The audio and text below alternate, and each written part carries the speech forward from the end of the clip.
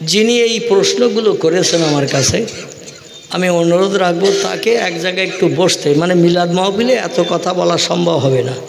অনেকগুলো প্রশ্ন লিখেছেন এখানে, ৬-৭ দফা। মানে নবী দিবস সাহাবেদের আমলে ছিল কি না, না থেকে থাকলে কবে থেকে চালু হয়েছে, এই সব বিষয়ে বা আরও অন্য কিছু, দরুদ শরীফের বিষয়ে, মিলাদ কিয়ামের বিষয়ে আরও অন্য বিষয় লিখেছেন। আমার সামনে উনি একটু বসবেন মিলাদের পরে। হ্যাঁ, না নাম টাম কিছু লিখি না, নাম লেখে না কেউ, নাম লেখে না, মানে বেজম্মা সিটি। কি সিটি বললাম? নাম না লিখলে সিটি তো বাপ মা নেই, এই জন্য যে নাম বললাম সেটা হয়তো বলা আবার ভুল হয়ে যেতে পারে। মানে যার বাপ মা নেই যে চিঠির, তারা তো বেজম্মাই বলি আমরা। যাই হোক, এখন তিনি শুনতে চেয়েছেন, দূর থেকে সামনে আসবেন কিনা আল্লাহই জানেন। আমাদের ফুরফুরা মতাদর্শে আমরা যে সমস্ত নিয়মকানুন মেনে চলি, অবশ্যই আমাদের দলিল আছে, না নেই? দলিল আছে। তবে আপনি যদি বসতে চান, একটা মাদ্রাসা একটা ডেট করেন, বসেন। আমি একা থাকবো কেন, আপনারও 2-5 জন আলেম থাকবেন, আমাদেরও থাকবে। বহু জায়গায় এই ফুরফুরা মতাদর্শের সঙ্গে বাহাস হয়েছে। চৈতায় বাহাস হয়েছিল মাওলানা তাহির সাহেবের সঙ্গে। কার সঙ্গে? তাহির সাহেবের সঙ্গে, কলকাতা আলিয়া মাদ্রাসার শিক্ষক প্রফেসর ছিলেন, তানার সঙ্গে। তিনি বাহাসে পরাজয় স্বীকার করে বলছেন, আমার বাপদাদা কিয়াম করতো, আমি করি না, তো কিয়াম নিয়ে কোনো ঝামেলা করা যাবে না। দাউদ হাসান ছিল আমাদের ওই এতে বাড়ি আর কি, জরুলির ওইদিকে কোথায় বাড়ি ছিল, যাই হোক, ধোবাবেড়িয়া, হ্যাঁ হ্যাঁ, ওনার সঙ্গে এই গণ্ডগোলটা হয়েছিল। তাইব সাহেবকে ওনারা এনেছিলেন। তাইব সাহেব স্টেজে উঠলো, এত মানুষের সমাগম ঝামেলা হোক আমি চাই না, আমার বাবা মিলাদ কাম করতেন, তবে আমি মাওলানা তাইব সাহেব করি না, তবে মিলাদ কামের বিরুদ্ধে আমি কোনো মন্তব্য করব না, ওটা মোস্তাহসান জায়েজ জিনিস। জোরে বলুন সুবহানাল্লাহ। যাই হোক, যদি আপনি ভালোভাবে জানতে বুঝতে চান, একটা দিন তারিখ করবেন, মাদ্রাসায় উভয় পক্ষের আলেমরা নিয়ে বসবেন, আপনি দলিল তত্ত্ব পেয়ে যাবেন। বহুবার আমরা বসেছি, আর বহুবার বসতে আমরা রাজি হয়েছি। দিনের দিন অধিকাংশ অন্য মতাদর্শের মানুষ আসে না এবং বসে না। যাই হোক, আমি যে সম্পর্কে আলোচনা করছিলাম, আমার সে আলোচনাটা ব্যান্ড হয়ে যাবে এই সমস্ত কথা বলতে গেলে। মানে এখানে একটু খোসা দেওয়া মতো কথাবার্তা বলা হয়েছে। একটু মহব্বতে কলেমার জেকের, লা ইলাহা ইল্লাল্লাহ, লা ইলাহা ইল্লাল্লাহ, লা ইলাহা ইল্লাল্লাহু মুহাম্মাদুর রাসূলুল্লাহ। যিনি এই চিঠিটা লিখে পাঠিয়েছেন, আমি একটা কেতাবের নাম করব তানাকে পড়ার জন্য। কেতাবটির নাম হলো মসজিদে জুমার দিন যে খুতবা পড়া হয় আমাদের দেশের অধিকাংশ মসজিদে, এই খুতবাটির নাম হলো খুতবায়ে ইবনে নাবাতা। কি নাম বললাম? খুতবায়ে ইবনে নাবাতা। লেখকের নাম হযরত আল্লামা খলিলুর রহমান সাহেব। যে 60 খুতবা আমাদের মসজিদে তেলাওয়াত হয় প্রতি মাসে মাসে, 4টে করে 5টা করে, 52টা খুতবা লিপিবদ্ধ আছে। কলকাতা আলিয়া মাদ্রাসার বিখ্যাত আরবি প্রভাষক অনর্গল, যিনি আরবি ভাষায় কথাবার্তা বলতেন ঘন্টার পর ঘন্টা, ঘন্টার পর ঘন্টা, এবং আরবি ভাষা সম্পর্কে তিনি সুদক্ষ পণ্ডিত ছিলেন। কলকাতা আলিয়া মাদ্রাসার বিখ্যাত সুনামধন্য প্রফেসর, নাম তার আল্লামা খলিলুর রহমান সাহেব। তিনি এই খুতবাটা লিপিবদ্ধ করেছেন। এই রবিউল আওয়াল মাসে দ্বিতীয় খুতবাটা আমি দেখতে বলবো। দ্বিতীয় খুতবায় যে বক্তব্যটা তিনি লিখেছেন, তার ভিতরে কিন্তু এই হাদিসটি আছে, লাউলামা খলাকতুল আফলাক, লাউলাকা লামা খলাকতুল আফলাক। আল্লাহ পাক বলছেন, আমি কোনো কিছুই বানাতাম না আমার মোহাম্মদ রসুল্লাহকে যদি সৃষ্টির পূর্বে না বানাতাম। জোরে বলুন সুবহানাল্লাহ। শুধু তাই না, রসুল বলছেন কুনতু নবিয়ান, আল্লাহ ওই সময় আমাকে নবী হিসাবে প্রতিষ্ঠিত করেছিলেন। ও আদামু বাইনাল মাই ওয়াত তিন, আদম নবী যখন কাদা মাটির ভিতরে ছিল, স্ট্রাকচার বডি বলতে কিছুই বানানো হয়নি, তিনি যখন কিছুই তৈরি হননি, আল্লাহ তার বহুকাল পূর্বে আমারে বানিয়েছিলেন। এবং শুধু তাই নয়, ওই খুতবার ভিতরে আরও তত্ত্ব লিপিবদ্ধ করা হয়েছে। আল্লাহ পাক সমস্ত সৃষ্টি বানানোর আগে নূরে মুহাম্মাদিকে বানিয়ে আরশ কুরসিতে সেট করে রেখেছিলেন। পৃথিবীতে যত সৃষ্টি এসেছে তফসিরের ভিতরে লেখা কম বেশি 18,000-এর মতো। কোনো তফসির কারক বলেছেন 18,000 থেকে কিছু কম, কোনো তফসির কারক বলেছে 18,000 থেকে কিছু বেশি। দুনিয়ার সৌন্দর্য শ্রীবৃদ্ধির জন্য, দুনিয়ার দৃশ্য খুব সুন্দর দেখানোর জন্য আল্লাহ গাছপালা জীবজন্তু থেকে সাগর শৈলী পাহাড় থেকে শুরু করে 18,000 সৃষ্টি বানিয়েছিলেন। বর্তমান যুগে তার থেকে বাড়তে বাড়তে বিজ্ঞানীরা স্যাটেলাইট নামক যন্ত্র বানিয়ে তথ্য দিচ্ছেন সৃষ্টির সংখ্যা 1.5 লক্ষ ছাড়িয়ে গেছে। কত বললাম? 1.5 লক্ষ ছাড়িয়ে গেছে। আর যত সৃষ্টি আল্লাহ বানিয়ে পৃথিবীতে পাঠিয়েছিলেন নূরে মুহাম্মাদি থেকে কিঞ্চিত কিঞ্চিত নিয়ে পাঠিয়েছিলেন। দরুদ শরীফ সম্পর্কে এই কাগজে একটু তথ্য লেখা হয়েছে। দরুদে ইব্রাহিম ভালো না অন্য দরুদ ভালো? আমি আপনাকে বলবো, আপনি তবলিগ জামাতের একজন বিখ্যাত আলেম আশরাফ আলী থানভী রহমাতুল্লাহ আলাইহি, ইমদাদুল্লাহ মুহাজ্জিরে মক্কি, এমন করে আরও নামি দামি আলম যারা আছে তাদের লেখা বারাহানে কাতিয়া এবং তকবিয়াতুল ইমান এই সমস্ত কেতাবগুলো দেখবেন। বিভিন্ন দরুদ শরীফের কথা, বেহেশতি জোর, এর ভিতরে বিভিন্ন দরুদের কথা লেখা আছে। তবে নামাজের ভিতরে আমরা দরুদ ইব্রাহিম পাঠ করি, ইব্রাহিম নবীর প্রশংসা, আমাদের পয়গম্বরের প্রশংসা। কিন্তু যারা মোরাকাবা মোশাহাদার সবক পাঠ করে, আল্লাহর সঙ্গে নৈকট্য লাভ করে, একাত্মতা আল্লাহর সঙ্গে যারা তৈরি করে, এই দরুদে ইব্রাহিম তারা পাঠ করে না। পুরপুরা মতাদর্শে যত কেতাব আছে মোরাকাবা মোশাহাদার সবকের কেতাব আমার বসিরহাটে আল্লামা লিখেছেন, এমন করে যত কেতাব, সব কেতাবে কিন্তু অন্য অন্য দরুদ শরীফের কথা লেখা আছে এবং সব দরুদের মর্যাদা সমান, কম বেশি নয়। এখানে এটা বেশি ওটা কম এটা আমরা বলবো না। যেটা পড়লে আমাদের লাভ হবে, কাজ হবে, সেটা পড়ে আমরা আল্লাহকে আপন বানাতে যাব। জোরে বলুন আমিন, জোরে বলুন একটু আমিন। আমার ভাইরা, এখন আমি ওই সমস্যা ঝামেলার দিকে যেতে চাচ্ছি না। যদি আপনার কিছু জানার বোঝার থাকে, একটা দিন তারিখ তৈরি করে একটা মাদ্রাসায় বলবেন, সেখানে আলাপ আলোচনা হবে। আমাদের মতাদর্শের আলেমেরা পূর্বে বহুবার বসেছে, এখনও বসতে রাজি। আল্লাহু আকবার। আপনাদের তত্ত্বটা সত্য কি আমাদেরটা সত্য, আমরা আমাদের ডকুমেন্ট দলিল দেব, আপনারা আপনাদের ডকুমেন্ট দলিল। এটা হলো ওয়াজের মজলিসের বিষয়, আর বাহাসের বিষয়টা আলাদা। সত্য মিথ্যা যাচাই করতে গেলে কেতাব আনতে হবে। কেতাব না থাকলে তো কোনো তথ্য বাস্তব প্রমাণ করা যাবে না। তবে কেতাবে না থাকলে পূর্বের মতাদর্শের আলেমেরা এই নিয়ে এরা মাথা উঁচু করে চলেনি এবং চলে না। জোরে বলুন একটু আমিন। মহব্বত একটু দরুদ শরীফ। আল্লাহুম্মা সাইয়্যিদিনা মাওলানা মুহাম্মদ ওয়া আলা আলি সাইয়্যিদিনা মাওলানা মুহাম্মদ। হযরত আব্দুল্লাহ ইবনে আব্বাস রাদিয়াল্লাহু থেকে একটি হাদিস বর্ণিত আছে, বিশ্ব নবীর আপন চাচা যার নাম ছিল হযরত আব্বাস রাদিয়াল্লাহু, এনার কলিজার জিগার একটি ছেলে ছিল, নাম ছিল তার আব্দুল্লাহ। বিখ্যাত মুফাসসিরদের ভিতরে তিনি একজন কোরআনের মুফাসসির ছিলেন। এনার থেকে একটি হাদিস বর্ণিত আছে, আব্বাস রাদিয়াল্লাহু ওহদের যুদ্ধ পর্যন্ত কলেমা পড়েনি। খুব ভালো করে শোনেন, আব্বাস রাদিয়াল্লাহু ওহদের যুদ্ধ পর্যন্ত কলেমা পড়েনি, মুসলমান হয়নি। বদরের যুদ্ধে এই আব্বাস রাদিয়াল্লাহু নবীর বিপক্ষে যুদ্ধ করতে গেছে। ওহদের যুদ্ধে আবার সেনাপতির দায়িত্ব নিয়ে যুদ্ধ করতে গেছে।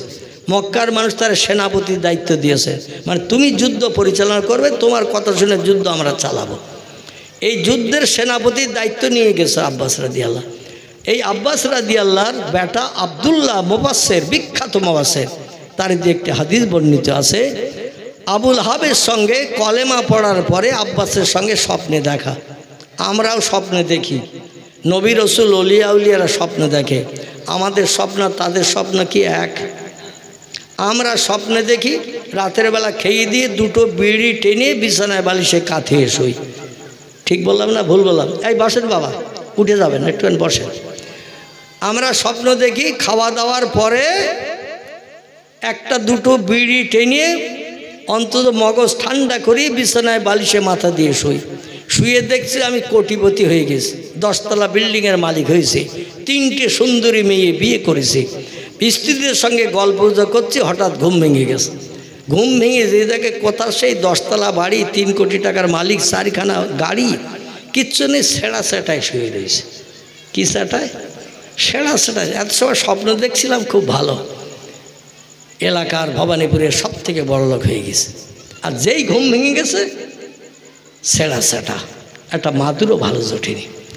কিন্তু নবীদের স্বপ্ন, অলিদের স্বপ্ন অধিকাংশ সত্য হতো, কারণ তারা অজু করে পবিত্রতা অবলম্বন করে ডান কাঁধে কাঁধ হয়ে নবীর মোহব্বতে দরুদ শরীফ পড়তে পড়তে ঘুমিয়ে যেত। আমরা এই যে দরুদ শরীফটা পড়ি, আল্লাহুম্মা সাল্লি আলা সাইয়্যিদিনা মাওলানা মুহাম্মদ ও আলা আলে সাইয়্যিদিনা মাওলানা মুহাম্মদ, কিছু দলমতপথের মানুষের কাছে দরুদ শরীফটা বিষের মতন লাগে। কিসের মতো বললাম?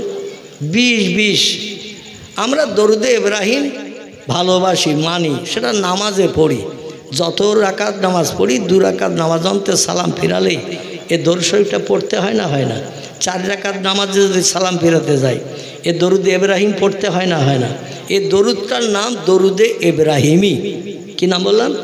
ইব্রাহিম নবীর নামে আল্লাহ হুম্মা সাল্লি আলা মুহাম্মাদু ওয়া আলা আলি মুহাম্মাদিন কামা সাল্লাইতা আলা ইব্রাহিম ওয়া আলা আলি ইব্রাহিম ইন্নাকা হামিদুম মাজিদ আছে না? এই দরুদটাকে দরুদে ইব্রাহিমই বলা হয়। কিন্তু আমরা যখন আল্লাহ তার নবীর আশেক হওয়ার চিন্তা ভাবনা করি, তখন দরুদে ইব্রাহিমটা আমরা পড়ি না, সরাসরি আল্লাহ তার নবীর নামের দরুদ শরীফ পড়ি।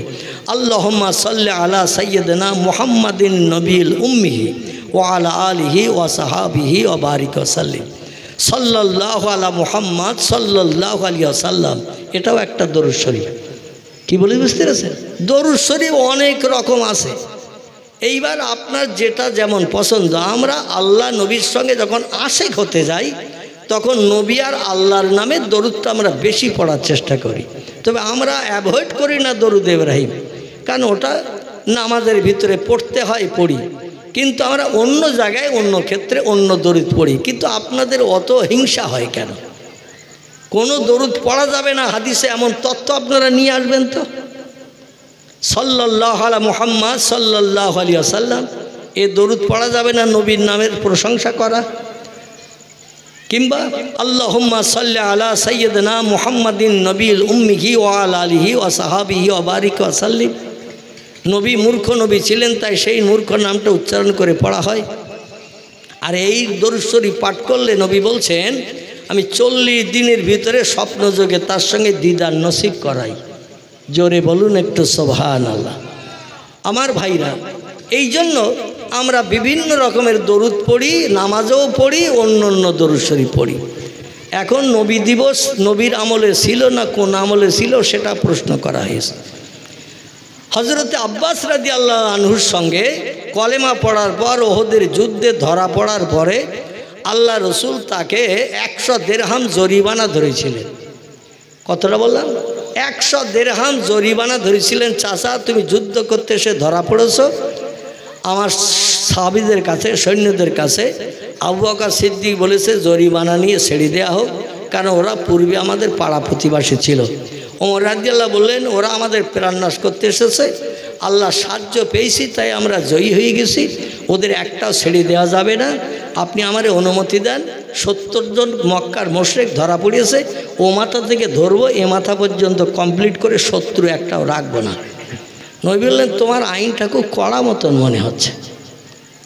আল্লাহ জিবরিলকে পাঠিয়ে দিয়ে বললেন, জিবরিল আমার নবীর কাছে যে খবর দাও, আমার নবী আবু বকরের রায়টা পছন্দ করেছে, কিন্তু আমি আল্লাহ ওমরের রায় পছন্দ করেছি। বোঝা গেল? আল্লাহ বলছেন নবী আবু বকরের রায় পছন্দ করেছে, পাড়া প্রতিবাসীর প্রাণনাশ করে বিবি বাচ্চা বিধবা এতিম বানিয়ে দরকার নাই, কিছু কিছু জরিমানা নিয়ে ছেড়ে দেন। ওমর বলছে, ছেড়ে দিলে ওরা আবার আসবে আমাদের মারতে, এই জন্য আপনি অনুমতি দেন। তরবারি এখনও রাখিনি, চামড়ার খাপে আমার কাঁধে এখনও ঝুলে রয়েছে, কাজ বাকি আছে, তাই শুধু আপনি অনুমতি দেবেন, কাজটা কমপ্লিট করব, সব কটারে বিদায় করে দেব, ভবিষ্যৎ যেন তরবারি নিয়ে আপনার বিরুদ্ধে আর কোনোদিন যুদ্ধ করতে না আসে। নবী বললেন, এত কড়া আইন আমি মানব না, নেব না। আমি আবু বকরের রায়টা পছন্দ করি। আল্লাহ বলছেন ইজহাবি আর জিবরিল ইলা রাসূলি, জিবরিল তাড়াতাড়ি যাও আমার নবীরে বলো, আমার নবী যদি ওমরের রায়টা পছন্দ করত আমি আল্লাহ খুব খুশি হতাম। ওমরের রায়টা আমার পছন্দ, কারণ এই যে ছেড়ে দিচ্ছে জরিমানা নিয়ে, এই ওহদের যুদ্ধের পরে আরও শত শত যুদ্ধ হবে আমার ইমানদার মুমিন মুসলমানদের সঙ্গে বেঈমানদের। বদরের যুদ্ধের পরে আহজাবের যুদ্ধ হলো, খন্দকের যুদ্ধ হলো, তবিকের যুদ্ধ হলো, মুতার যুদ্ধ হলো, গজায় সরিয়ায় রজিয়া হলো, বিভিন্ন ধরনের যুদ্ধ। নবী হায়াতে বেঁচে থাকতে 12টা যুদ্ধে সম্ভবত নবী হাজির হয়েছিলেন, আর 13টা যুদ্ধ সাহাবীদের দিয়ে করিয়েছিলেন। টোটাল নবীর 10 বছরের জিন্দেগিতে মদিনায় 23টা যুদ্ধ হয়েছিল। কটা? তাহলে ওমরের রায়টা ঠিক ছিল না? ওদের যদি প্রাণনাশ করে দিত ওরা আর পরে আসতো তরবারি নিয়ে? কিন্তু নবী পছন্দ করেছে আবু বকরের রায়। আমার ভাইরা আবু বকরের রায় পছন্দ করে নবী বললেন, চাচা তোমার তো অবস্থা খবর আমি জানি, এই 2 বছর এসেছি মক্কা ছেড়ে মদিনায় আল্লাহর হুকুম তামিল করে, তোমার সংসারের অবস্থা খবর জানি, তাই তোমার 400 দিরহাম 500 দিরহাম আর আমি জরিমানা ধরলাম না। মক্কার লোক আমি ছিলাম, 53 বছর বয়স পর্যন্ত মক্কার মানুষের কার কী অবস্থা আমি কম বেশি জানি, সেইভাবে জরিমানা ধরলাম যাতে সবাই দিয়ে বিবি বাচ্চারে নিয়ে মক্কা যেয়ে সংসার জীবন সুখভোগ করতে পারে। চাচা তুমি গরিব মানুষ আমি জানি, আমার আপন চাচা, তোমার 100 টাকা জরিমানা ধরলাম, 100 দিরহাম। আব্বাস বলছে এই জন্য লোকে তোরে পাগল বলে, এই জন্য লোকে তোরে মূর্খ বলে, এই জন্য লোকে তোরে রাখাল বলে। নবী বলছেন চাচা কেন, কি হয়েছে? বলছে আমার অবস্থা তুই জানিস, দিন আনা দিন খাওয়া, কোনোদিন উনানে হারিয়ে ওঠে, কোনোদিন ওঠে না, না খেয়ে থাকতে হয়। আর 100 দিরহাম 100 টাকা জরিমানা ধরেছে, আমি কি জীবনে দিতে পারবো? আর দিতে না পারলে তো আমি বাড়ি যেতে পারবো না, বিবি বাচ্চা নিয়ে ঘর সংসার করতে পারবো না। তোর উচিত ছিল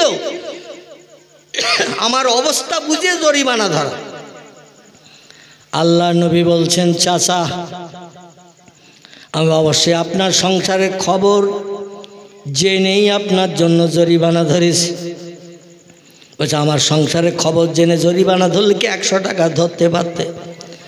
আল্লাহ নবী বলছেন চাচা মক্কার মুশরিকরা যখন মিটিং করলো, মিটিংয়ে আপনার সেনাপতির দায়িত্ব দিল, যুদ্ধ পরিচালনা করবেন আপনি।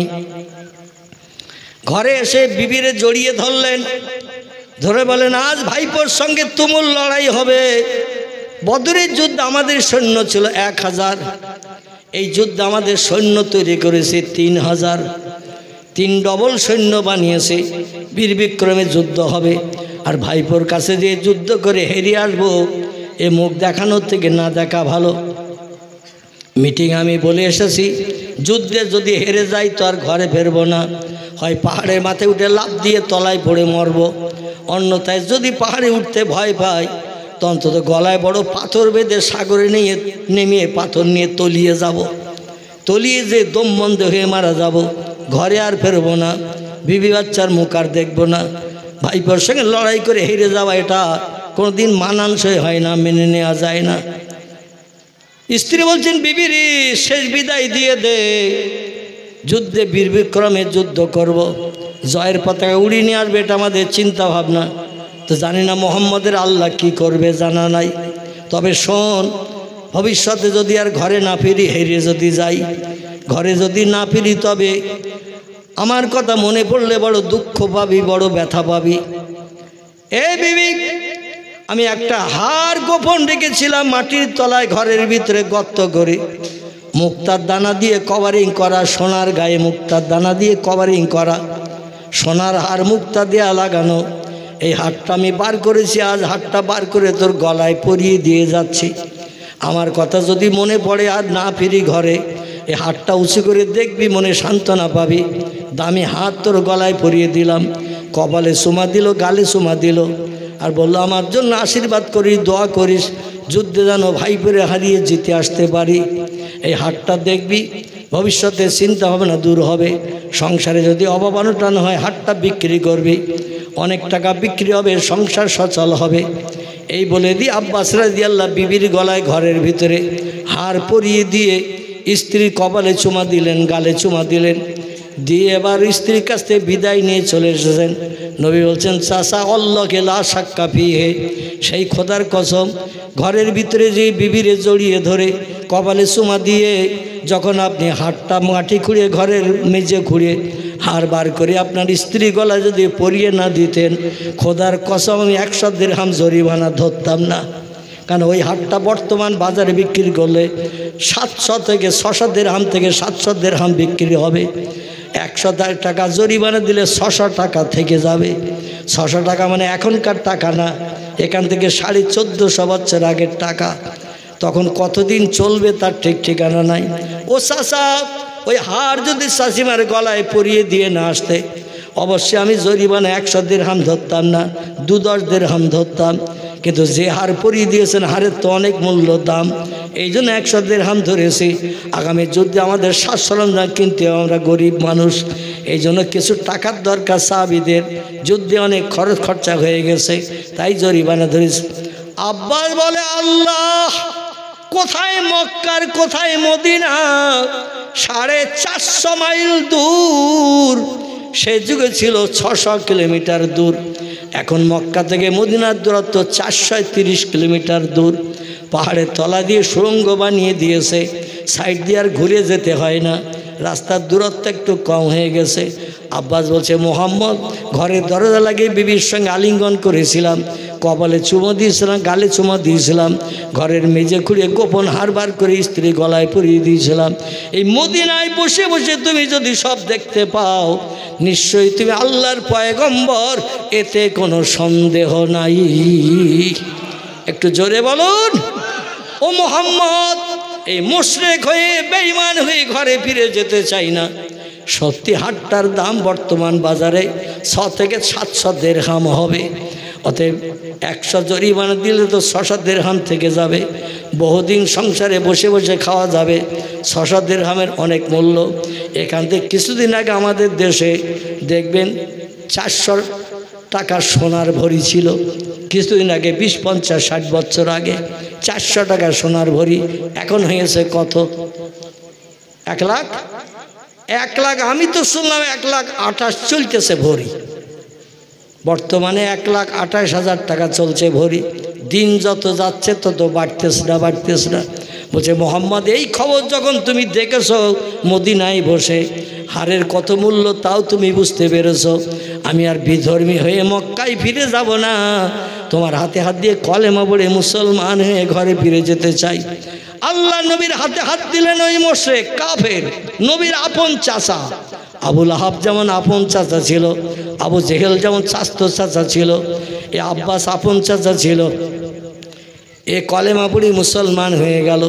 মুসলমান হয়ে বাড়ি ফিরে এসে আল্লাহর ইবাদত বন্দেগীতে এত আত্মনিয়োগ হয়ে গেলেন, অল্প দিনের ভিতরেই আল্লাহ পাক তার সম্পর্কে জিবরিল আমিন দ্বারা খবর পাঠিয়ে দিলেন, ইজহাবিয়া জিবরিল ইলা রাসূলিহি, ও জিবরিল তাড়াতাড়ি করে পয়গম্বরের কাছে যা, যে খবর দিয়ায় নবীর যে চাচা ওহদের যুদ্ধ পর্যন্ত কাফের ছিল, কলেমা পড়ার পরে আমার প্রেম মহব্বত ভালোবাসায় এত ডুব দিয়েছে, আমার সঙ্গে এমন সম্পর্ক গাঢ়তর তৈরি করে নিয়েছে, আমি আল্লাহ তাকে দুনিয়ায় বেঁচে থাকতেই জান্নাতের সার্টিফিকেট দিলাম। একটু জোরে বলেন। আচ্ছা, দুনিয়ায় জান্নাতের সার্টিফিকেট পাওয়া এটা কি চারটেখানি ব্যাপার? আপনার নামে আমার নামে যদি কেউ জান্নাতের সার্টিফিকেট দেয়, দেওয়ার পরে যদি বলি জান্নাত যখন হালাল হয়ে গেছে, সার্টিফিকেট পেয়ে গেছে, তো মদ খাবো রোজ 3 বার, নাউজুবিল্লাহ। সুদের ব্যবসা করব, শতকরা 5 টাকা 7 টাকা করে নেব গরিব দুঃখীর কাছ থেকে, সুদের সুদ, তস্য সুদ নেব। বিধবার দরজার কড়া নাড়ি দিয়ে চরিত্র নষ্ট করব, টাকার বিনিময়ে মানুষ মার্ডার করব। আচ্ছা, জান্নাতের সার্টিফিকেট পাওয়ার পরে এই কাজ যদি কেউ করতে চায় করতে পারবে না, কাউরে তো ধরে রাখা যাবে না। কেউ যদি বলে আমি যখন জান্নাতের সার্টিফিকেট পেয়ে গেছি, তাহলে আমি এখন মদও খাবো, সুদের ব্যবসা করব, মানুষ মার্ডার করব, ব্যভিচারী করব। আল্লাহ নবীর সাহাবীরা বললেন, ইয়া রাসূলুল্লাহ, আপনি এই সার্টিফিকেটটা দিলেন দুনিয়ায় বেঁচে থাকতে, ওরা যদি ভুল কাজ করে, অপরাধ করে, কোরআনের খেলাফ কাজ করে, নবী বললেন আল্লাহু আলামু বিমুরাদিহি, আল্লাহ আমার থেকে বেশি জানেন, তো আল্লাহ এই জন্য সার্টিফিকেট দিয়েছে। ওরা ইসলামের উপরে এমন ডুব দিয়েছে, আল্লাহর জাহান্নামের ভয় হৃদয় এমন তৈরি করেছি, যতদিন হায়াতে বাঁচবে মদের ধারে পাশে যাবে না, সুদের ব্যবসা করবে না, মিথ্যা কথা বলবে না, চুরি করবে না, ব্যভিচারী করবে না, মানুষ মার্ডার করবে না, এক কথায় শরীয়তের কোনো খেলাফ কাজ করবে না। কারণ তারা আল্লাহর ভয় হৃদয় এমন গাঢ়তর তৈরি করে নিয়েছে, যে ভয়ের কারণে কোনো খারাপ কাজ করতে গেলে তাদের বিবেক বাধা দেবে।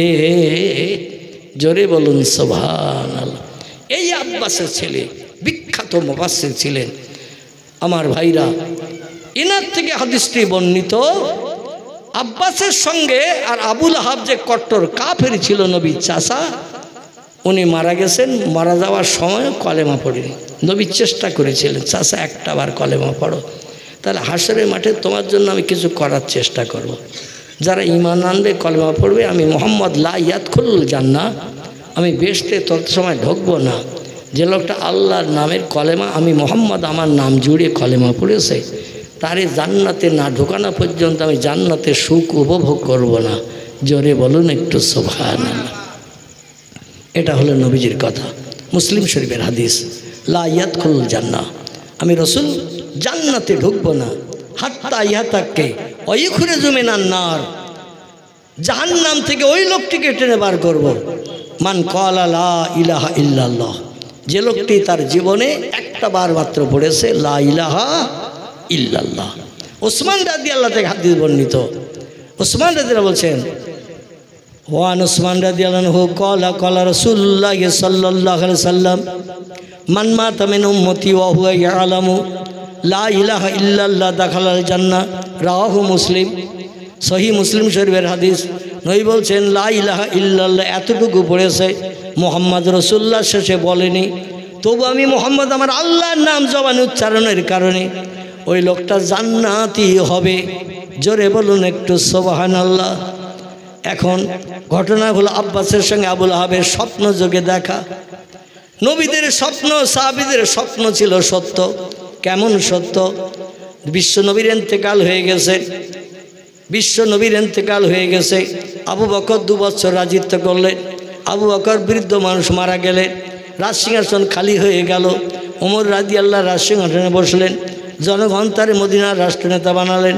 ওমর আশারাতা, ওমর 10 বছর রাজত্ব চালিয়েছিল। যিনি হবেন রাষ্ট্রনেতা তিনি হবেন মসজিদের নববীর ইমাম। জোরে বলুন সুবহানাল্লাহ। যিনি হবেন রাষ্ট্রনেতা বা তিনি হবেন ইমাম, এটা ইসলামীর নিয়ম নীতি আদর্শ। কারণ ইমামের আদর্শ চরিত্র সব থেকে ভালো, রাষ্ট্রনেতাও সব থেকে ভালো লোক হওয়া দরকার। এখন তো সব চোর সোর বদমাই ডাকাত গুন্ডা মদখোর মাতাল সব বড় বড় নেতা, ঠিক না ভুল?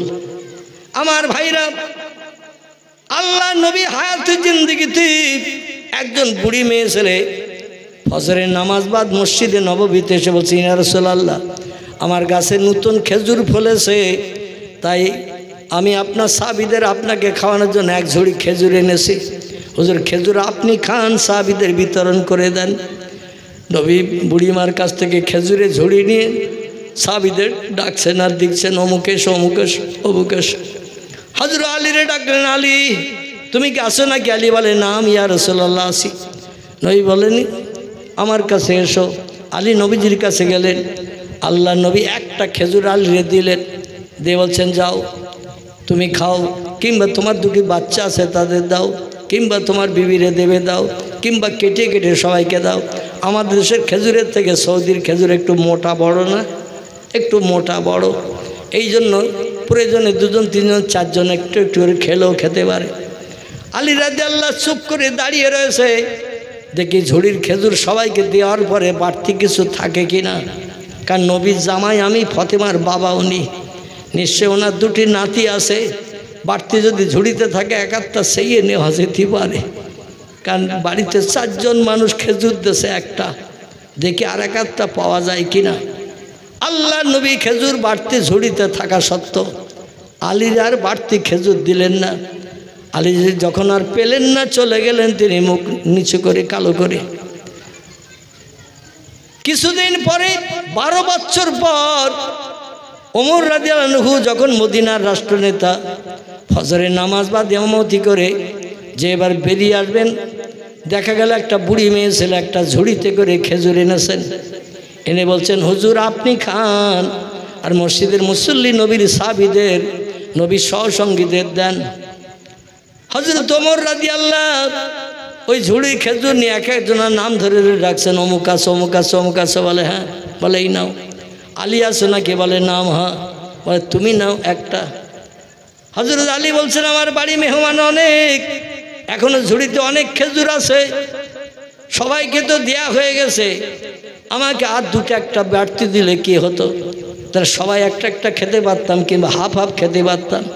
ওমর বলছে আল্লাহ লা শাক্কা ফিহে, ও আলী শোনো, আমি রাতের বেলা স্বপ্ন যোগে দেখেছি আল্লাহ নবীর ঝুড়িতে খেজুর থাকা সত্ত্বেও তোমাকে একটা দিয়েছে, অনেক সময় দাঁড়িয়েছিলে কিন্তু নবী তোমারে বাড়তি দেয়নি, আর আজকে সকালবেলা এক বুড়ি মেয়ে ছেলে খেজুর দিয়ে গেছে, আর সেই খেজুর আমি নবীর দেখা দেখি তোমারও একটা দিছি, তুমি বাড়তি চাইলে দেয়া যাবে না, কারণ নবীর নিয়ম নীতি আমি পাল্টাতে পারবো না।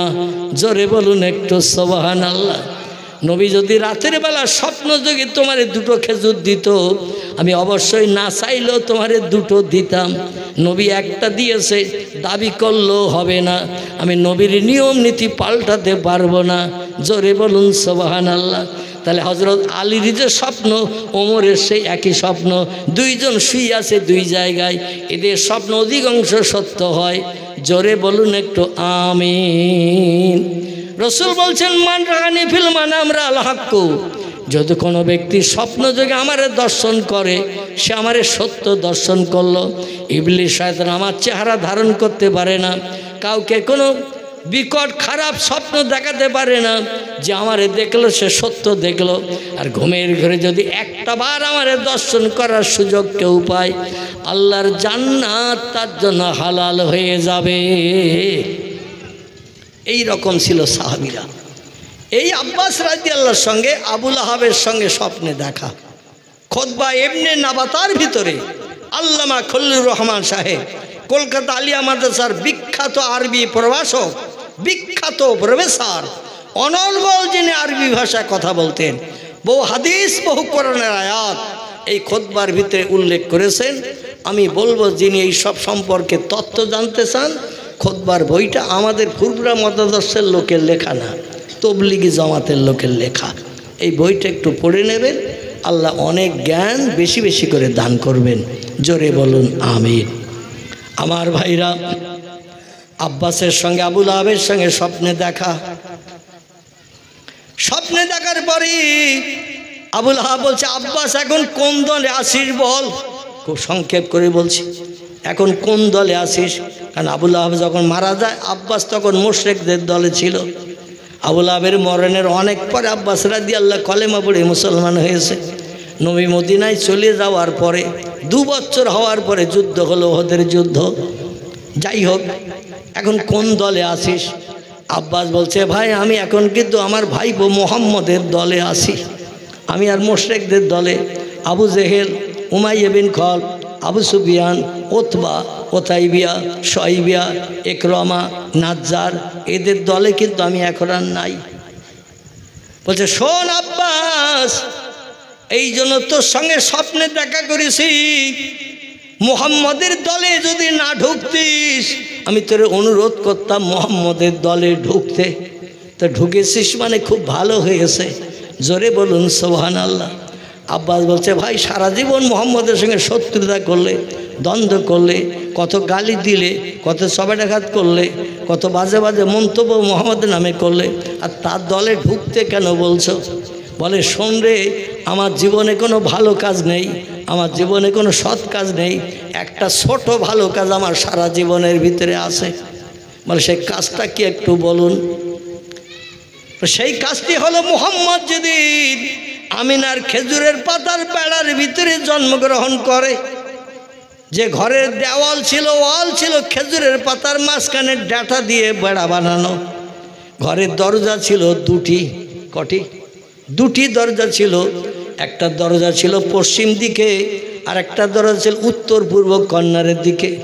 এখনো মক্কা শরীফে গেলে এই দরজা দুটির নমুনা দেখতে পাওয়া যায়। জোরে বলুন একটু সুবহানাল্লাহ।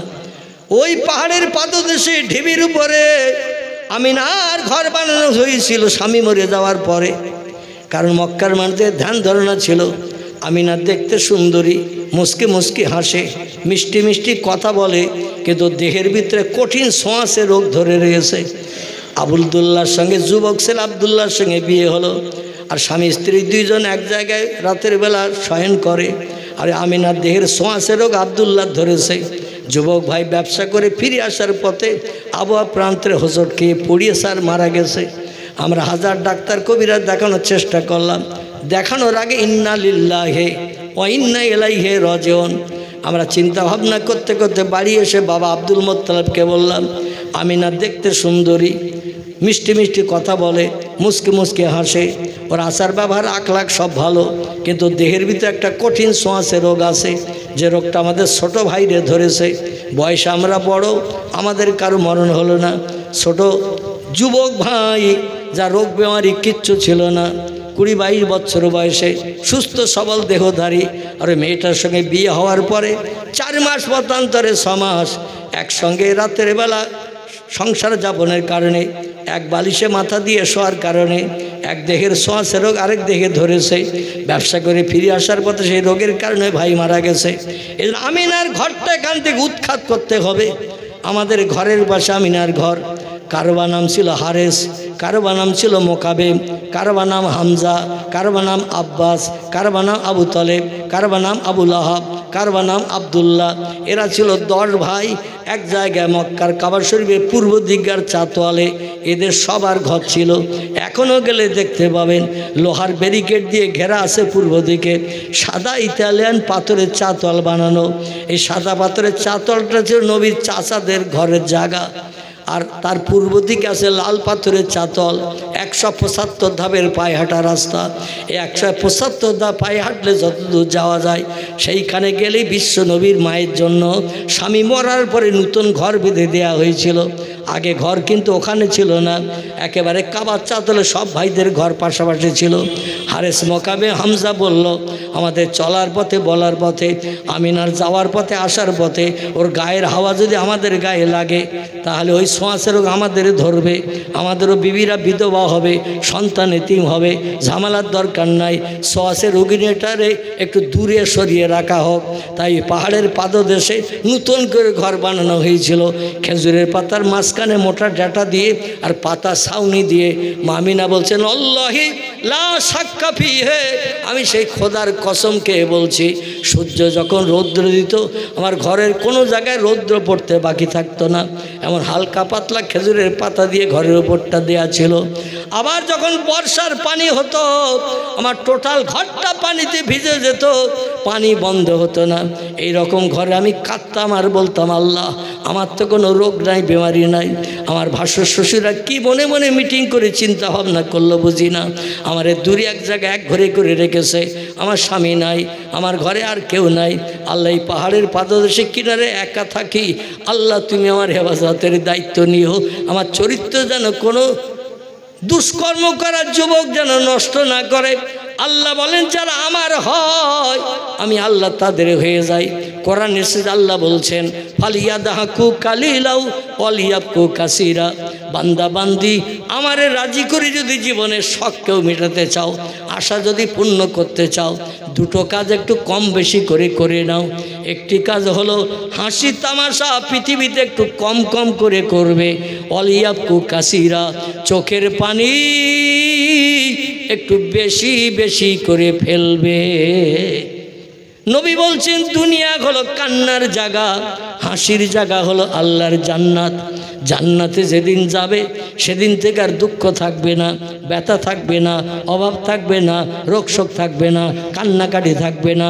জান্নাত হলো চির সুখের আবাসস্থল, শুধু সুখ আর সুখ, শান্তি আর শান্তি।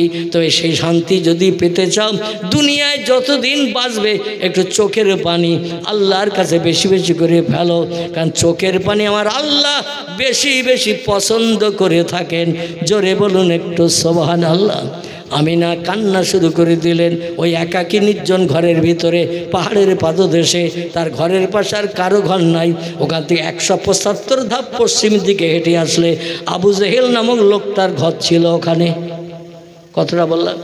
175 ধাপ পায়ে হেঁটে পশ্চিম দিকে আসলে আবু জেহেলের ঘর ছিল সেইখানে। এই মাঝখানে এতটা জায়গা ফাঁকা, রাতের আধার, ইলেকট্রিক লাইন টান ছিল না। এখনকার মতো বা কিছুদিন আগের মতো তেলের বাতিটা তখন ছিল না। সেই যুগে অন্ধকার আর অন্ধকার, আধার আধার, এবং গায়ে গায়ে ছিল মক্কা নগরীতে পাহাড়। সন্ধ্যা হয়ে গেলে ঘোরকৃষ্ট আধার অন্ধকার, ভয় পেত সে যুগের মানুষেরা। এইরকম অবস্থা আমিনা কাঁদতে শুরু করলো। আল্লাহ বলো, বেশি দিন কাঁদতে হবে না, প্রতিটি মেয়েটাকে আমি সন্তান সম্ভব করি, পরিপূর্ণ করে দুনিয়ায় পাঠাতে সময় নেই।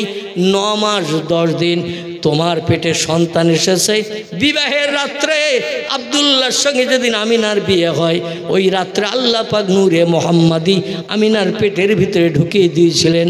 এতদিন আব্দুল্লাহ রাস্তাঘাটে পথে চলতো। আমরা যারে নূরে মোহাম্মদী বলি, কারণ কোরআনে আল্লাহ তথ্য দিয়েছেন, কদ জাআকুম মিনাল্লাহি নূরু ওয়া কিতাবুম মুবিন। আমার ভাইরা, কলকাতা আলিয়া মাদ্রাসার টাইটেল ক্লাসের কথা বলছি। টাইটেল ক্লাসে পড়ানো হয় একটি তফসিরের কিতাব। তফসিরটির নাম তফসিরে বাইজাবি, তফসিরে কাশাফ। না পড়লে ছেলেরা আলেম হতে পারে না। এই তফসিরের ভিতরে লেখকেরা লিপিবদ্ধ করেছেন, এই যে কদ জাআকুম নূরুন আল্লাহ বলেছেন, অধিকাংশ তফসিরের কিতাবের লেখক বলছেন এই নূর মানে হলো নূরে মোহাম্মদী। জোরে বলুন একটু সুবহানাল্লাহ, নারায়ে তাকবীর। তফসিরে বিজিলালিল কোরআন আল্লামা কুতুব রাহমাতুল্লাহ আলাইহি তিনিও লিখেছেন কদ জাআকুম নূরুন। এই নূরুন শব্দটি হলো আরবি ভাষা। আরবিতে যারে বলা হয় নূর, ইংরেজিতে তারে বলা হয় লাইট, বাংলায় তারে বলা হয় জ্যোতি বা আলো। আল্লাহ বলেন, পৃথিবীতে তোমাদের কল্যাণের জন্য, উপকারের জন্য আমার তরফ থেকে প্রথম একটা জিনিস পাঠালাম, তার নাম হলো নূরে মোহাম্মদী। আচ্ছা, নবী আগে এসেছে না কোরআন আগে এসেছে? কথা বলেন, নবী দুনিয়ায় আগে এসেছে না কোরআন আগে এসেছে? কি আগে এসেছে? নবী আগে এসেছেন। নবী দুনিয়া আসার 40 বছর পরে আল্লাহ হেরা পাহাড়ের মাথায় 40 বছর পরে কোরআন পাঠানো শুরু করেছেন, ঠিক কি না? এই জন্য আল্লাহ নবীর নাম আগে করেছেন। ওরা বলে এই নূর মানে নূরে মোহাম্মদী না, ওরা বিশ্ব নবীকে নূর বলে মানতে চায় না, যার কারণে কাগজও লিখে দিয়েছেন নবী যে নূরে মোহাম্মদী, তার প্রমাণ কি? এ কাগজও লিখে দিয়েছে। যাই হোক, আমি বলতে চাইছি অধিকাংশ মুফাসসিরগণ লিখেছেন এই কদ জাআকুম নূরুন যেটা লেখা হয়েছে, অধিকাংশ কোরআনের তাফসীরি কারকেরা এই নূরটাকে নূরে মোহাম্মদী বলেছে। তার কারণ হলো অনেকগুলো তথ্য আপনাদের কাছে দেব। যতদিন আমিনার সঙ্গে আব্দুল্লাহর বিয়ে হয়নি, আব্দুল্লাহ সন্ধ্যার পরে মক্কার আশেপাশে যখন ঘুরত, ওর কপাল দিয়ে একটা নূরের চমক জ্বলত। এই নূরে মোহাম্মদীর লাইট আল্লাহ পাক আদমের কপালে প্রথম ঢুকিয়ে দিয়েছিলেন। যে খুতবাটা জুমার দিন পড়ানো হয়, যে খুতবার নাম বলছিলাম খুতবা ইবনে নাবাতা, আমাদের দেশের অধিকাংশ মসজিদে পড়ানো হয় এই খুতবাটা। 60 খুতবা 52 সপ্তাহে বছর হয়। তো এই 52টা খুতবা পড়া হয়, 8টা পড়া হয় না। কোনো মাসে যদি 4টে খুতবা পড়ে শেষ হয়ে যায় মাস, একটা খুতবার পড়া হয় না। যে মাসে 5টা জুমা হয় সেই মাসের 5টা খুতবা পড়া হয়। মোট খুতবা লেখা হয়েছে 60টা, পড়ানো হয় 52টা। এই খুতবার ভিতরে লিপিবদ্ধ হয়েছে আল্লাহ পাক রব্বুল আলামিন ওই জিবরিল আমিনকে দিয়ে 4বার প্রাণ ঢুকিয়ে দিয়েছিল আদমের দেহে, কাদামাটির দেহে প্রাণ বেরিয়ে চলে গেল। আল্লাহ বললেন খবর কি? জিবরিল, আল্লাহ খবর ভালো না, প্রাণ ঢুকিয়ে দিচ্ছি, হাত বার করে নিচ্ছি, সঙ্গে সঙ্গে প্রাণ বেরিয়ে আসছে। আল্লাহ বলে মা তারা সামা, উপরের দিকে নজর কর। জিবরিল আমিন উপরের দিকে তাকালেন। আল্লাহ পাক বললেন মা তারা, ইয়া জিবরিল কিছু দেখতে পাচ্ছ নাকি? জিবরিল বলে নাম ইয়া রব্বি। আল্লাহ বলেন কি দেখতে পাচ্ছ? বলে একটা নূরের জ্যোতি লাইট দেখতে পাচ্ছি, আপনার আরশ মহল্লায় এমন করে সুন্দর দর্শনীয় হয়ে জ্বলছে। জোরে বলুন একটু সুবহানাল্লাহ। আল্লাহ বলেন জিবরিল তুমি জানো ওই লাইটটা কি? জিবরিল বলছে লা ইয়া রব্বি, লাইট সম্পর্কে জানি না। কারণ জানে না, এই জন্য একটি হাদিস শরীফে এসেছে এই লাইটটা 70,000 বছর পর পর একবার করে জ্বলতো। জিবরিল আমিন জীবনে দেখার সুযোগ পেয়েছিল 72,000 বার। কবার 70,000 বছর পর পর আল্লাহ আরশ কুরসির লাইটটা একবার করে জ্বলে উঠতো, কিছু সময় থাকতো, তারপর আবার নিভে যেত, আবার 70,000 বছর না পেরিয়ে গেলে এই লাইট জ্বলতো না।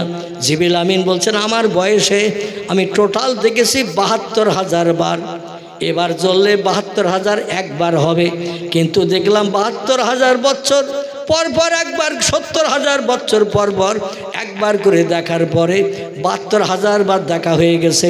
এবার জ্বললে আমার দেখা হবে 72,000 একবার। 70,000 বছর পেরিয়ে গেছে, লাইট আর জ্বলতে দেখছি না। ও ভাই মোহাম্মদ, আমি তোমার শিক্ষক, আল্লাহর কাছ থেকে তথ্য এনে তোমারে জানাই। ভাই মোহাম্মদ, তুমি কি তথ্যটা দিতে পারবে?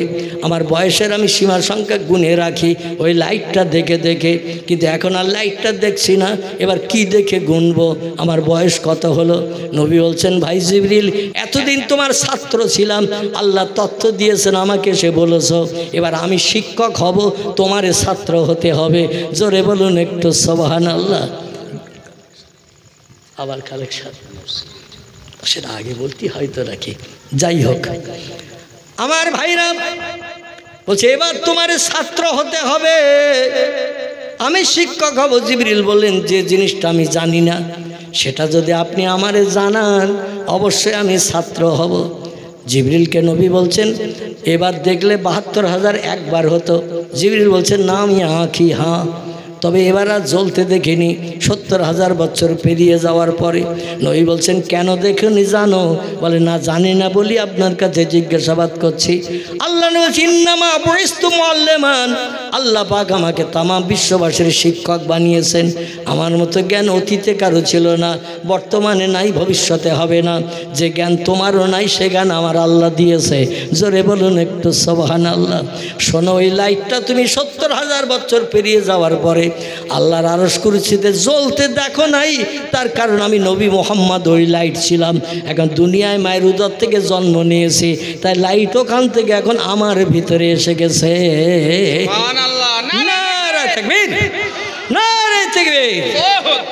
আমার ভাইরা, ওই লাইট থেকে কিঞ্চিত লাইট আল্লাহ আদমের দেহের ভিতরে ঢুকিয়ে দিয়েছিলেন, যে ভিতরে আধারটা দূর করে দিয়েছিলেন। আল্লাহ বলেন এবার ভিতর আধার ছিল তাই প্রাণ থাকতে চাইছিল না, ভয় করছিল। এবার লাইট দিয়েছে, আলো দিয়েছে, এবার প্রাণটা ঢুকিয়ে দে।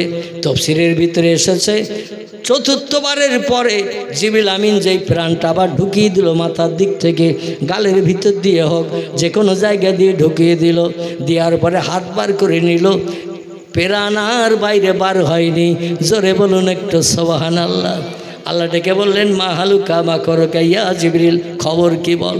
জিবরিল বলছে আল্লাহ কি আপনি ভিতরে ঢুকিয়ে দিয়ে আলো করে দিলেন অন্ধকার দেহটা, আমি প্রাণ ঢুকিয়ে দিলাম, প্রাণ সেট হয়ে গেছে, বন্ধুত্ব তৈরি করেছে লাইটের সঙ্গে, প্রাণ আর বার হয়নি।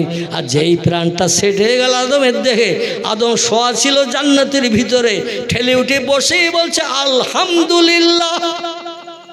জোরে বলুন, ঠেলে উঠেই বলছে আলহামদুলিল্লাহ। আল্লাহ বলছেন এই জন্যই তো তোরে বানিয়েছে, প্রাণ পাওয়ার সঙ্গে সঙ্গে আমার নামের তসবিহ আমি আল্লাহ বড় খুশিতে বাগ হয়ে গেলাম। এ ফেরেশতা মণ্ডলীরা, যে কাদামাটির মানুষ প্রাণ পাওয়ার সঙ্গে সঙ্গে আমার নামের তসবিহ পড়েছে, ওই মানুষটারে তোমরা সেজদা করো। সব ফেরেশতারা সেজদা করলো। সংক্ষেপ কথা, কিন্তু একজন সেজদা করেনি, যে ছিল ফেরেশতাদের মুআল্লিম, শিক্ষক, মুআল্লিমুল মালায়েকা। এ ছিল জিনেদের বাচ্চা, এর নাম ছিল আজাজিল। কি নাম? আজাজিল। আল্লাহ বলছে সবাই সেজদা করলো, নূরের তৈরি ফেরেশতারা, আর তুমি আগুনের তৈরি জিনের বাচ্চা। তোমারে ফেরেশতাদের সর্দার করেছি, ফেরেশতাদের শিক্ষক করেছি, তোমারে মুআল্লিমুল মালায়েকা করেছি, ফেরেশতাদের শিক্ষক মুআল্লিম করেছি, তুমি কেন সেজদা করলে না? ও বলল আদম তৈরি কাদামাটির, আমি তৈরি আগুনের। আগুনের কাজ উপরে ওঠা, কাদামাটির কাজ নিচে থাকা। কাদামাটির কাজ নিচে থাকা, আগুনের কাজ উপরে ওঠা। এই জন্য আমি উপরের জিনিস কী করে নিচের জিনিসের কাছে মাথা নত করি? হবে না। আল্লাহ বলেন আবার সুযোগ দিচ্ছি, কে ওপরে ওঠে কে নিচে যায়, কার সম্মান বেশি কার কম ওটা আমি আল্লাহ জানি, ও নিয়ে তর্ক বিতর্ক করিস না। এই ফেরেশতারা যাতে ওই জেনেদের বাচ্চা আবার আমারে সেজদা করে তোদের দেখা দেখি তোমরা আবার সেজদা করো। সব ফেরেশতা আবার সেজদা করলো, কেন মালায়েকাতুন গিলাজুন শিদাদুন লা ইয়াসুনাল্লাহা মা আমারহুম ওয়া ইয়াফআলুনা মা ইউমারুন। আল্লাহ যেটা বলেন ফেরেশতারা সেটা করেন। এতে লাভ হলো কি লস হলো ফেরেশতারা তাও দেখে না। জোরে বলুন একটু সুবহানাল্লাহ। আর আমরা কিছু করতে গেলে আগে দেখি লাভ হবে কি না। যদি বুঝে এই কাজ করলে লস হবে ও কাজ আমরা করব, সময় নষ্ট হবে, পরিশ্রম হবে, লাভ পাবো না, ও কাজ করব। আমরা ওটা বুঝি, ফেরেশতারা ওটা বোঝে না। আল্লাহ বলেছে করতে হবে। সব ফেরেশতা আবার সেজদা করলো। আল্লাহ বলে তুমি একা সেজদা করলে দৃষ্টিকটু দেখাবে, লজ্জা লাগবে তোমার। তুমি 70,000 বছর ধরে আমার ইবাদত করে আমারে খুশি করেছো, তাই ফেরেশতাদের নেতা তোমারে বানিয়েছি। তোমার সম্মান নষ্ট হোক চাই না। সবাই সেজদা করছে দিকে তুমিও সেজদায় পতিত হও। ও দাঁড়িয়ে থাকলো। আল্লাহ বলে লানাতুল্লাহি ইবলিসা, আমার অভিসম্পাদ তোর নিক্ষেপ করলাম, জান্নাত তোর হারাম বানালাম, জাহান্নাম তোর হালাল বানালাম। ইজহাব, বেরিয়ে যা জান্নাত থেকে, এখানে আর কোনোদিন তোর ঢোকার পারমিশন হবে না। ও বলল আল্লাহ আমারে যখন বার করে দিচ্ছেন কাদা মাটির মানুষের কারণে আমি দেখে ছাড়বো। ওর আন্ডা বাচ্চা যত জন্ম নেবে একটাকেও জান্নাতে যেতে দেব না, সব আমার সঙ্গে জাহান্নামী বানাবো। আল্লাহ বলছেন তোর কাজ তুই করবি, আমার কাজ আমি করব। জোরে বলুন একটু সুবহানাল্লাহ। আল্লাহর কাজে লাভ না শয়তানের কাজে লাভ? আল্লাহর কাজে লাভ। আল্লাহ বলেন যত আমার বান্দাদের উপরেই কুমন্ত্রণা ধোঁকা দেবি, খারাপ কাজ করাবি করা, মরণের আগে একটা বার যদি তওবা পাঠ করে নেয় সারা জীবনের গুনাহ মাফ করে আমি আদম বংশধরদের জান্নাত হালাল বানিয়ে দেব। শয়তান বলে আল্লাহ আমার রাস্তায় আমার পথে যারা চলবে, আমার নেতৃত্ব মানবে, আমার হুকুম শুনে যারা চলবে, জীবনের শেষবেলা যদি আপনার কাছে ফিরে যায় তওবা পড়ে, আল্লাহ ওদের নেবেন না, লাথি মেরে আমার কাছে তাড়িয়ে দেবেন। আল্লাহ বললেন ওটা হবে না। আমার নাম রহমান, আমার নাম রহিম, আমার নাম হলো দয়াবান, করুণানিদান, মেহেরবান, আমি ক্ষমাকারী, গোনা মাফকারী, এটা আমার নাম। এই জন্য বান্দা যত ভুল তোর পাল্লায় পড়ে করবে, মরণের আগে যদি একটা বার বলে আস্তাগফিরুল্লাহ আল্লাযী লা ইলাহা ইল্লা হুয়াল হাইয়ুল কাইয়ুম ওয়া আতুবু ইলাইহি লা হাওলা ওয়ালা কুওয়াতা ইল্লা বিল্লাহিল আলিল আযীম, এটা হলো উত্তম তওবা। কি তওবা? একটা সাধারণ তওবা আমরা পড়ি, তওবাটা হলো আস্তাগফিরুল্লাহ রব্বি মিন কুল্লি যামবিও ওয়া আতুবু ইলাইহি। তিরমিজি শরীফ, আবু দাউদ শরীফে হাদিস রয়েছে। আল্লাহর পয়গম্বর বলছেন এই তওবাটা কোনো বান্দা যদি নামাজ অন্তে 7 বার, মতান্তরে 11 বার কিংবা 21 বার যদি পাঠ করে, সমুদ্রে ঢেউয়ের ফেনার যেমন শেষ নাই, আল্লাহ তার নাম আমলে অতটা সব লিপিবদ্ধ করেন, তার সারা জীবনের গুনাহ মাফ করে দেন এই তওবা পাঠ করার কারণে। আমি বলি আপনারা একটাবার পড়ে নেন আস্তাগফিরুল্লাহ, পড়েন সকলে আস্তাগফিরুল্লাহ আল্লাযী লা ইলাহা ইল্লা হুয়াল হাইয়ুল কাইয়ুম ওয়া আতুবু ইলাইহি লা হাওলা ওয়ালা কুওয়াতা ইল্লা বিল্লাহিল আলিল আযীম। এই দরুদ শরীফটা মুখস্থ করবেন, এই তওবাটা মুখস্থ করবেন। দরুদ যেমন অনেক আছে, তওবা অনেক রকম আছে। ওই একটা তওবা শেষ না, একটা দরুদ শেষ না, দরুদ শত শত আছে, তওবাও অনেক রকমের আছে। যাই হোক, আমি যেটা বলতে চাচ্ছি সেটি হলো এই, আমার ভাইরা, আল্লাহ পাক রব্বুল আলামিন জানিয়ে দিয়ে দিলেন তুমি সারা জীবন নেতৃত্ব দেবে, উম্মতি মুহাম্মাদি বা আদমের বংশধরদের কুমন্ত্রণা ধোঁকা দেবে। মরণ আগে একটাবার আমার নামে যদি তওবা পাঠ করে ভুল করেছি আল্লাহ ক্ষমা করেন, সারা জীবনের গুনাহ মাফ করে জান্নাতি বানাবো। শয়তান কান্না শুরু করে দিল। আল্লাহ বলল কাঁদতেই হবে, লাভ হবে না, কারণ আমার জ্ঞানের উপরে জ্ঞান আর কারো নাই। জোরে বলুন একটু সুবহানাল্লাহ। আব্বাসকে ডেকে বলছেন আবুল আহাব, ভাই শোনো ভাই, যদি তুমি মোহাম্মদের দলে না ঢুকতে, আমি তোমার অনুরোধ করতাম মোহাম্মদের দলে ঢুকতে। আব্বাস বলছে সারা জীবন মোহাম্মদের সঙ্গে শত্রুতা করলে, আর ভূতের মুখের রাম নাম মতন ভাব, কেন তুমি মোহাম্মদের দলে আমারে ঢুকতে বলছো? আমি তো মোহাম্মদের দলে ঢুকে গেছি। বলে শোনো, আমার জীবনে কোনো ভালো কাজ নেই, জীবনে কোনো সৎ কাজ নেই, একটা মাত্র ছোট্ট সৎ কাজ। বলে কি? বলে যেদিন মোহাম্মদ জন্ম নিয়েছিল ওই খেজুরের পাতার বেড়ার ভিতরে আমিনার ঘরে আমার বাড়ির চাকরানি ঝি ছিল, নাম ছিল তার সয়বিয়া। এ ভোরবেলা ঘুম থেকে উঠে আমিনার সঙ্গে বান্ধবিত্ব করেছিল। আমিনা যেমন একা ছিল, কেউ তার ধারে পাশে যেত না শ্বাসের রোগ ধরার ভয়ে। তাই সয়বিয়া মক্কার ও কাজের বাজার থেকে আবুল আহাব বাড়ির কাজের জন্য কিনে এনেছিল, বিবির কাজের উপকারের জন্য। ওর বিবির নাম ছিল উম্মে জামিলা। কি নাম? উম্মে জামিলা। সংসারের কাজের উপকার করে একটু স্বস্তি দেবে বলে 100 দিরহাম দিয়ে কিনে এনেছিল। যেমন হজরতে বেলালে হাফসিকে উমাইয়া বিন খলফ কিনে এনেছিল বাড়ির উট ভাড়া দুম্বা চড়ানোর জন্য। সে যুগে মানুষ বিক্রি হতো, এখন আর মানুষ বিক্রি হয় না। তবে ছাগল গরু হাঁস মুরগি বিক্রি হয় কি না হাটে বাজারে? ছাগল গরু হাঁস মুরগি যেমন বিক্রি হয়, তখন মানুষ বিক্রি হতো। এই সয়বিয়া বলল একটু কাজের ভুল হয়ে গেলে। উম্মে জামিলা নিষ্ঠুর নারী ছিল, জল্লাদ ছিল, কাজ করতে গেলে ভুল হয়, কথা বলতে গেলে ভুল হয়।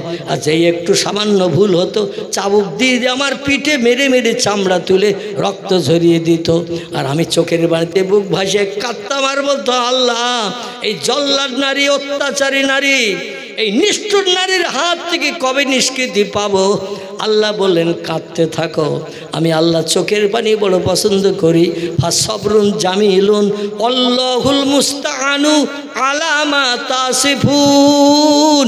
আল্লাহ বলছেন বিপদে মুসিবতে পড়ে ধৈর্য ধারণ করে আমার কাছে চোখের পানি ফেলে নিভৃতে কেঁদে যারা আমার কাছে কিছু চায়, আমি আল্লাহ অসিরে তাদের মুখে হাসি ফুটাই। জোরে বলুন সুবহানাল্লাহ। আমার ভাইরা সয়বিয়ার আল্লাহ বললেন কাঁদতে থাকো, মার খেতে থাকো আর কাঁদতে থাকো। আমার মোহাম্মদ যেদিন জন্ম নেবে, ধরার বুককে মায়ের উদর থেকে ধরার বুককে আগমন করবে, মক্কার 3 জন নারীর চোখের পানি মোচন করব প্রথম। জোরে বলুন একটু সুবহানাল্লাহ। একজন হলেন তার মা জননী আমিনা, তার চোখের পানি মোচন করব, স্বামী হারাবাতা দূর করব। এমন 4 মুখের সন্তান তার কোলে তুলে দেব, দুনিয়ার কোনো দুশ্চিন্তা অভাব তার আর থাকবে না। জোরে বলুন একটু সুবহানাল্লাহ। ছেলে পেলে আর আমিনা কাঁদবে না। জোরে বলুন একটু সুবহানাল্লাহ। আর আবুল আহাবের বাড়ির দাসী চাকরানি ঝি উম্মে জামিলার কাছে বেত্রাঘাত খেয়ে গিয়ে পিঠে চামড়া তুলে দগদগে ঘা বার করে দিয়েছে। ঘায়ের উপরে আবার চাবুক মারে কাজের ভুল হয়ে গেলে, এমন করে কাজকর্মের ভিতরে কোনো ত্রুটি হয়ে গেলে প্রহার করে মারে। জমজম কূপ থেকে পানি আনতে হয়, সামনে ঝাড়ঝুট দিতে হয়, জামা কাপড় পরিষ্কার করতে হয়, রান্না বান্না করে দিতে হয়। আর উম্মে জামিলা আঙুল ঘুরিয়ে ঘুরিয়ে কাজ করে নেয়। যেই কথা মোতাবেক কাজ হয় না, সঙ্গে সঙ্গে প্রহার করে, কাঁদে আর বলে, আল্লাহ, এই নিষ্ঠুর নারীর হাত থেকে কবে নিষ্কৃতি পাবো? আল্লাহ বলে একটু ধৈর্য ধরো, আমার মোহাম্মদ যেদিন জন্ম নেবে সেদিন চোখের পানি মোচন হবে। জোরে বলুন একটু সুবহানাল্লাহ। যেদিন নবীর আগমন, সংক্ষেপ কথা, উম্মে জামিলার ঘরের থেকে ভোরবেলা ঘুম থেকে ওঠে এই সয়বিয়া নামের মেয়েটি ঘুরে প্রথম চলে যায় আমিনার ঘরে। বাবু কেমন আছো? দুঃখীর দুঃখ দুঃখীরা বোঝে, অভাবীর অভাব অভাবীরা বোঝে। ধনী ব্যক্তির সঙ্গে ধনী ব্যক্তির বন্ধুত্ব হয়, গরিবের সঙ্গে গরিবের বন্ধুত্ব হয়। ঠিক বললাম না ভুল বললাম? গরিবের সঙ্গে ধনীর বন্ধুত্ব হয় না, ধনীর সঙ্গে ধনীর বন্ধুত্ব হয়, গরিবের সঙ্গে গরিবের বন্ধুত্ব হয়, দুঃখীর সঙ্গে দুঃখীর বন্ধুত্ব হয়, রোগগ্রস্তের সঙ্গে রোগগ্রস্তের বন্ধুত্ব হয়। রোগের জ্বালা কি যারা বোঝে তারাই একে অপরের সঙ্গে আত্মীয়তা তৈরি করে। যাই হোক, ভোরবেলা চলে গেছেন আমিনার ঘরের দরজায়, সামনের দিকে কাবা শরীফের দিকে, পশ্চিম দিকে একটা দরজা উত্তর পূর্ব কর্নারের দিকে। কাজায় হাজাতের প্রয়োজন যখন হয় পাহাড়ি এলাকায় ওই দরজা দিয়ে বেরিয়ে যায়। সামনের দিকের দরজাটা হলো প্রশস্ত দরজা, সামনের দিকে কাবা ঘর। জোরে বলুন একটু সুবহানাল্লাহ। এই সামনের দিক থেকে আবুল আহাবের ঘর থেকে বেরিয়ে যে আমিনার ঘরে যাচ্ছেন পাহাড়ের পাদদেশে, আর সামনের দরজা খোলা। ঘরে তেমন কপাট দরজা ছিল না, কোনো রকমে বাস করত। নবীর চাচাদের ধ্যান ধারণা ছিল একটা খারাপ ঘরে ওরে তুলে দেব, বাস করতে পারবে না, চলে যাবে বাপের বাড়ি আশ্রমে। চলে গেলে আমরা সুবিধা পাবো। আমিনা বলেন, বিয়ে মানুষের একবারই হয়, আমি দ্বিতীয় বিয়ের পিড়িতে বসবো না, জীবনে আর বিয়ে করব না, যতদিন বাঁচবো এই শ্বশুরালয়ে থাকবো। কারণ বাপের বাড়ি যদি যাই, আমার বাপের বাড়ির পাড়ার মেয়েরা, আশ্রমের মেয়েরা আমার দেখবার বলবো ওই সেই বিধবা নারীটা, ওই সে স্বামী খেগো নারীটা চলে যাচ্ছে। সে যুগে এইরকম একটা বদনাম দিত, কোনো মেয়ে স্বামী মারা গেলে স্বামী খেগো বলতো, বিধবা বলতো, এবং তার থেকে মানুষ দূরে সরে যেত ভয়ের কারণে, একটা দুশ্চিন্তার কারণে। উনি বললেন, বাপের বাড়ি যেই মানুষের কাছে বদনাম নেব না, যতদিন বাঁচবো এলাকার মানুষ সবাই জানে আমার স্বামী মারা গেছে, এখানেই থাকবো। তাই যে যখন কথা বলল আমিনার সঙ্গে, আমিনা সাদা কাপড়ে পয়গম্বরকে ঢেকে ফেললেন। কারণ জান্নাতি ধাত্রী যারা এসেছিল বলল, আমিনা এর একটু গোপন রেখে দেবে, যেন কাউরে দেখাবে না, দেখালে এলাকার কিছু মানুষ তোমার ছেলে শত্রু হবে, এ হবে আখিরি জমানার পয়গম্বর। ওমা মুহাম্মাদুন ইল্লা রাসূলুন কদ খালাত মিন ক্বাবলিহির রাসূল। জোরে বলুন একটু আল্লাহু আকবার। আল্লাহ কোরআনে তত্ত্বখোট করে দিয়েছেন, আমি মোহাম্মদ নামধারী একজন ব্যক্তিকে রসুল করে, প্রফেট করে, মেসেঞ্জার করে, পথ প্রদর্শক, বার্তাবাহক, শান্তির অগ্রদূত, জান্নাত হালাল বানানোর জন্য, বিশ্ববাসীর কল্যাণের জন্য পৃথিবীতে তারে পয়গম্বর করে পাঠিয়েছি। জোরে বলুন একটু সুবহানাল্লাহ। সেই নামটাও রেখে দিতে বললো জান্নাতি ধাত্রীরা। কারবা নাম আসিয়া, কারবা নাম হাজেরা, কারবা নাম রহিমা, কারবা নাম মরিয়ম। এক একজন বর্ণনাকারী এক একজন নারীর নাম লিখেছেন। যাই হোক, যেটা বলতে চাচ্ছি, ওরা বলে গেল ছেলেটার নাম মোহাম্মদ রাখবে। আমরা জান্নাত থেকে যখন আসি আল্লাহর তরফ থেকে এটা শুনিয়ে এসেছি। আর ছেলেটারে গোপন রাখবে, মক্কার কোনো মানুষকে দেখাবে না, কারণ চেহারা দেখলে অনেকে ওরে সহ্য করতে পারবে না, কারণ এ হবে বিশ্ব সুন্দর। জোরে বলুন একটু সুবহানাল্লাহ। আমিনা যেই দেখলো একজন আসছে আমার দরজায়, সঙ্গে সঙ্গে সাদা কাপড় দিয়ে ঢেকে ফেলেছে। কারণ ধাত্রীরা যারা সন্তান প্রসব করিয়েছে তারা বলে গেছে কাউকে না দেখাতে, কিন্তু ওই যে কাপড় দিয়ে ঢাকলো, দরজা খোলা, দরজার তেমন কপাট বাল ছিল না। দূর থেকে এই সবিয়া নামনি মেয়েটি দেখতে পেয়েছে, কি যেন একটা সাজতেছে। বলে আমার একমাত্র মনের মানুষ আমিনা, আর আমিনার মনের মানুষ আমি। ও কোনো জিনিস গোপন করে না আমাকে, আমি কোনো জিনিস গোপন করি না ওকে, কিন্তু আমারে আজকের কেন কি একটা দেখাবে না বলে গোপন করছে। কাছের কাছে যেয়ে বলছেন, ও বুবুজান আমিনা, আমি আসছি দেখে কি তুমি কাপড়ের ভিতরে ঢেকে ফেললে? আমিনা বলছেন, কই তেমন কিছু না তো। বলে আমি দূর থেকে দেখতে পেয়েছি তুমি বুকে কাপড়ের ভিতরে সাদা কাপড়ে ঢেকে ফেলেছো। আমি তো তোমার আপন বন্ধু, আমি তোমার আপন বান্ধবী, আমার মতো প্রিয় বন্ধু বান্ধবী আর কেউ নাই। আমারে গোপন করবে তাহলে কার কাছে প্রকাশ করবে? বলে দেখতে যখন পেয়েছো, আজকের দিনের দিন তোমার মনে কষ্ট দেব না, আমার জীবনের সব কষ্ট লাঘব হয়েছে এই কাপড়ের ভিতরে ঢাকা জিনিসটা দেখে। তুমি কি দেখবে? সবিয়া বলে নাম নাম, হা হা। বলে তাহলে একটু এই দিকে লক্ষ্য করো। মাথার দিক থেকে একটু আলগা করলেন, যেই বিশ্বনবীর মুখটা আলগা হয়ে গেল, আল্লাহ নবী পটল চড়া চোখ দিয়ে ফিক করে একবার মুস্কি হাসি সবিয়ার দিকে দিয়ে দিয়েছেন। জোরে বলুন একটু সুবহানাল্লাহ। আমিনা বলছে, আমি দীর্ঘদিন আবুল আহাবের বাড়ির চাকরা নিয়েছি, কাজ করতে যে ভুল হয়, কথাবার্তা বলতে অনেক সময় কড়া কথা হয়ে যায়, মারধর প্রহার খেয়ে গিয়ে আমার পিঠের চামড়া উঠে গেছে, দগদগে ঘা হয়ে গেছে। কিন্তু কি চেহারা তুমি দেখালে, তোমার সন্তানের চেহারা দেখার কারণে আমার জীবনের সব ব্যথা দুঃখ নিবারণ হয়ে গেছে। জোরে বলুন একটু সুবহানাল্লাহ।